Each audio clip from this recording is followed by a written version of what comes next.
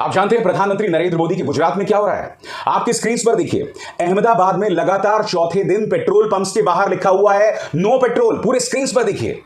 मैं ये समझना चाहता हूं, जब प्रधानमंत्री नरेंद्र मोदी के गृह राज्य गुजरात में हालात है, अब से कुछ ही दिनों पहले मैंने एक रिपोर्ट की थी कि क्या पेट्रोल पंप सूख रहे हैं, और मैंने मिसाल राजस्थान की दी थी और आपको चेतावनी दी थी मैंने कि देश के बाकी राज्यों में भी ये हालत हो सकते हैं।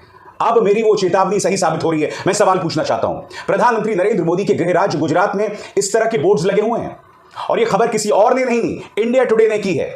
मैं समझना चाहता हूं पेट्रोलियम मंत्री हरदीप सिंह पुरी से कि अगर आपको कांग्रेस नेताओं की ट्रोलिंग से फुर्सत मिल गई हो तो कृपया इन सवालों का जवाब दीजिए। और सबसे शॉकिंग बात, ना पेट्रोलियम मंत्री ना हिंदुस्तान पेट्रोलियम, इनके लिए समस्या है ही नहीं। आज मैं इनके पसंदीदा मीडिया की रिपोर्ट्स ही इनके मुंह पर मारने वाला हूं।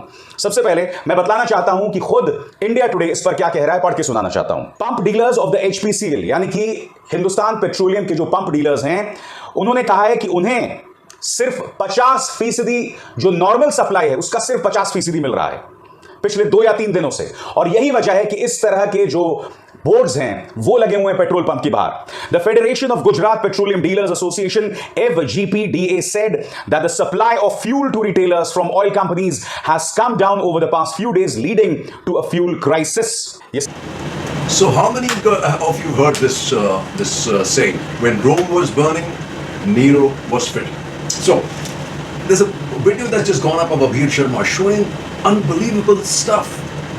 Petrol pumps out of fuel in Ahmedabad, and I'm told it's true for many other parts of the country. So when we laugh at Sri Lankan troops open fire to contain rioting at fuel station, we might be pretty close to force happening in Gujarat, Ahmedabad, right? And like I said, when Rome was burning, Nero was fiddling. So here comes mom as the favorite prop in adversity, mother symbolic of resilience. Only his mother. None of the other mothers of all these youngsters who've seen their sons aspire, walk from 4:30 in the morning, and suddenly the dream shattered. They don't matter, right? This is the best prop of them all, folks. Opening of a tunnel in Delhi. All right, that's what the PM is dying for. And look at the buggy, decorated buggy. This is his own parade. Own parade. Oh, well, damn good. But what's happening in the rest of the country? As I said, on day 4, Agnipath stir, Royals Bihar, parts of UP, other states, Karnataka, Kerala, TNC, emerging pockets of unrest, up in arms with the opposition. Udhav targets center, you are showing youth a mirage, absolutely. Priyanka warns youth of fake nationalists, assures support. Tejaswi slams center for blaming opposition for protests. That's exactly the spin apparently the some guy called Bhai Joshi is doing. Agnipath fallout, BJP cornered in Bihar as HMS echoes JDU call for NDA coordinating panel. UP police arrest 387, files 34 FIRs, 9 directors of Aligarh coaching center held in Bengal, 29 trains cancelled, section 144 in 3 Rajasthan districts, 35 WhatsApp groups banned in Bihar. Opposition politics is destabilizing government, says BJP. BJP itself is destabilizing India, folks. And this is what they always wanted. Prefer Agniveers to guard BJP's offices, Vijay Vargiya. And this is what the youth says. How would a politician feel if he's allowed just a term as MP or MLA?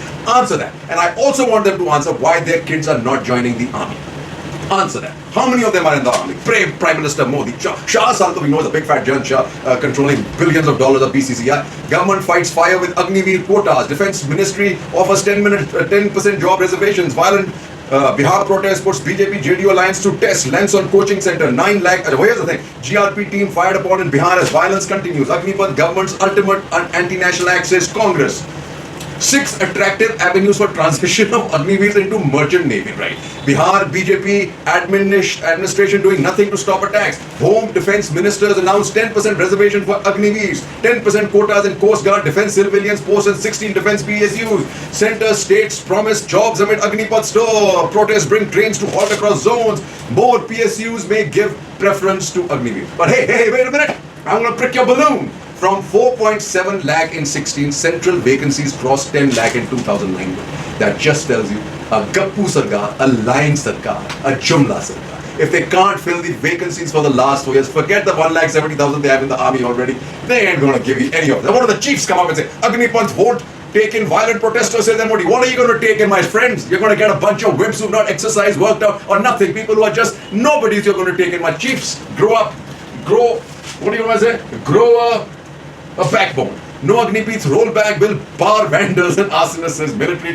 Vijay Vargiya draws flag over remarks, blames toolkit gang. Vijay Vargiya is the biggest toolkit himself. Cheers. को समझना है, क्योंकि नुकसान तो सभी का है ना। अगर आर्मी का मनोबल गिर जाएगा तो देश की अखंडता और जो हमारी रक्षा करने वाले जो लोग हैं वो फिर सारी व्यवस्थाएं बिगड़ जाएगी ना, और उसका प्रभाव सब पे पड़ जाएगा। सरकार के रूप में सर क्या कहना है आपका अग्निपथ को लेकर? सरकार हट छोड़े, ये अग्निपथ नहीं है, नौजवानों के लिए ठगी पथ है। पक्की नौकरी चाहते हैं बच्चे, और आज भी हालात इतने खराब हैं, लोग बच्चे आत्महत्या भी कर रहे हैं। कैराना के एक हरिओम चौहान का जिक्र मैं करना चाहूँगा, उन्होंने परसों आत्महत्या कर ली।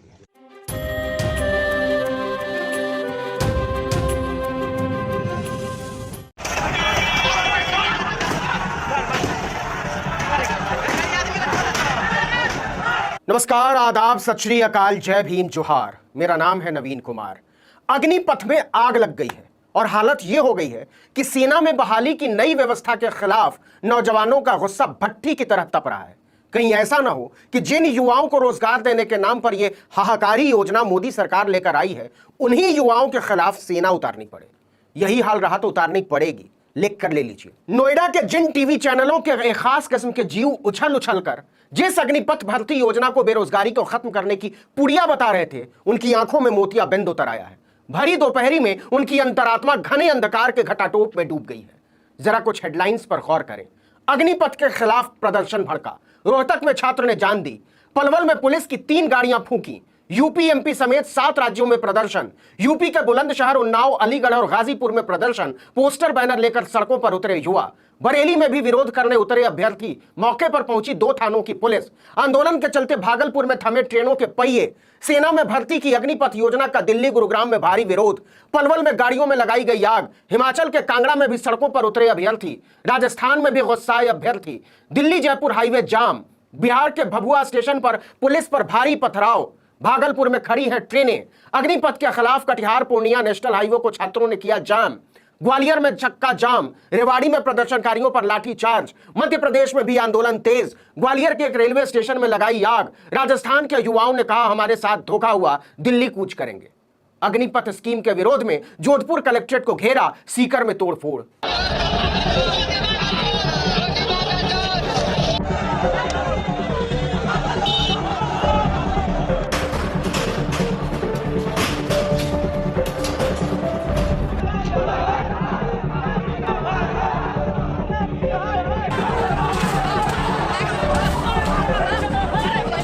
ये सब कुछ हेडलाइनें हैं जो 1 घंटे में आई हैं। कमाल की बात तो यह है कि ये पत्थर फेंकते नौजवान न मुसलमान हैं, न नमाज पढ़ने निकले हैं, न दिन शुक्रवार है और ना ही अरब देश इनका समर्थन कर रहे हैं। लेकिन किसकी हिम्मत है जो इनके घरों पर बुलडोजर चला दे? So yesterday a couple of friends of ours were over, we were having dinner, conversation got to this ugly beat and ugly beat. There are a couple of us like up front which are fairly not pro this dispensation. One was neutral, wanted to know exactly what this ugly beat was. The other was well kind of a BJP supporter, but he was trying to project this as obviously a good scheme from the youngsters. The point I certainly noted that what he was missing was that he thought that this 46,000 was in addition to the existing intake of army, which is 80 to 120,000. He didn't know that this was it. 46,000, net effect 11,500 after 4 years. What is the bottom line? Nothing. And the other guy was really surprised because there's 46,000 in a country of this size, where 20 crore people already unemployed, 2 crore jobs promised. That's when the impact got home. That 46,000, that's it. That's what it's all about. This is the jumla.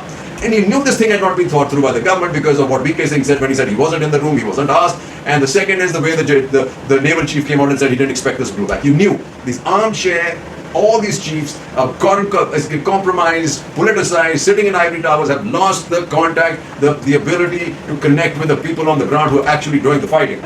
And that's why when CM Baskar writes, you got to listen. Don't sully the military for electoral advantage. He says the civil-military equation has been disturbed on earlier occasions, and this has proved detrimental to the larger national interest, as was the case in the events related to the pre-1962 period. He says the Defence Minister V.K. Krishna Menon shared an uneasy relationship with the army top brass and encouraged a degree of sycophancy by creating small cliques of officers loyal to him. One of them was this gentleman Call, right? General Call. The net result was a civil-military dissonance, which culminated in the October 62 humiliation that India suffered in the brief border war with China. This is important. That's exactly what's happened. Started with the CDS.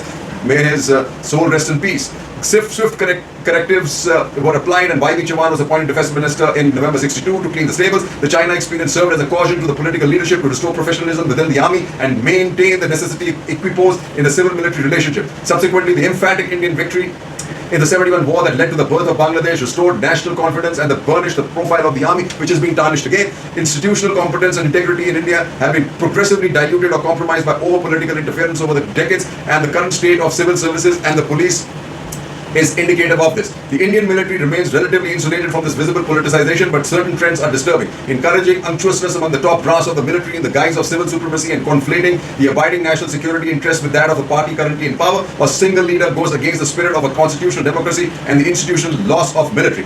Locus of the military. It is also inherent duty that political leadership to ensure that the institutional integrity or Swarva Dharma of the forge and its constitutional obligations are not sullied for electoral advantages. Again, he says, preserve the pluralistic ethos of the army. He says the ethos of nurturing pluralism has evolved over the decades in the army, and in the early 1980s, the concept of Sarv Dharmasthal, or one venue housing all the places of worship, gradually took root. This is the critical part. Army was widely, he said, the pluralistic ethos and the political nature of army are widely recognized. But when politicization happens, folks, this is what happens. Review the lapse in defense management. The Indian missile was launched into Pakistan requires a rigorous internal review and scrutiny to ensure that such gaps in defense systems are plugged. This never happened. But think about it. This is politicization because it happened for such a coincidence that happened just before, guess what, the UP elections, folks. Cheers. And this is the downslide the army is currently on, and the senior folks in the army are taking it right there. Cheers. मुझे अगर इस office में BJP के office में security रखना है तो मैं अग्निवीर को प्राथमिकता दूंगा. मैं जानता हूं. So the Navy and Air Force, who are not really frontline, their chiefs are, off the blocks to get these Agniveers in first, right? The army, because I've realized, they really don't have the Izzat and Paltan issue, because this Izzat and Paltan is what drives the person to give up his life. Not really his country, not really the Prime Minister's face. It's this Izzat and Paltan, which both are lacking or not required in either the Navy or the Air Force, right? So you figure that's why the case. Now I'm just wondering, is that why Pandey was selected as a chief, right? Because engineers is one of those corps or ordnance where again the issue of Izzat and Paltan will not be something that will be happening. Where Izzat and Paltan is required are in the fighting arms, whether it's the armored corps, whether it is especially the infantry. The man who is necessary, the boots on the ground are the critical components. That's why Navy to induct Agniveer's first army job, rallies to start in August.